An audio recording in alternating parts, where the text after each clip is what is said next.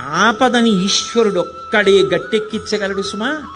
ఆపదని గట్టెక్కించవలసి వస్తే భగవంతుడు చూసేదేది అంటే నువ్వు ఎంత పవిత్రంగా బతికావు.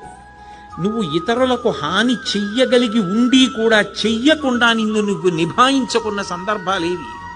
నీ కోపాన్ని నువ్వు ఎలా నిగ్రహించుకున్నావు, ధర్మానికి నువ్వు ఎలా కట్టుబడిపోయావో చూసి పరమేశ్వరుడు కౌగిలించుకుంటాడు. కబీర్ దాస్ గారు ఓ మాట అంటాడు, ధీరే ధీరే రేమనా ధీరే సబకుచి హోయ్ మాలీసించే సౌకర్య ఋతువాయే ఫల్హోయ్ అంటాడు.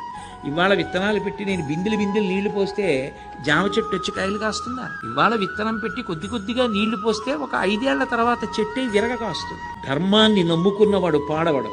ధర్మానికి ఫలితం శాశ్వతమైన ఫలితం కాలంలో కనపడుతుంది. ఆనాడు ధర్మం పట్టుకున్నవాడు ఎంత గొప్పవాడో మిగిలిన వాళ్ళకి కూడా ఆదర్శం అవుతాడు.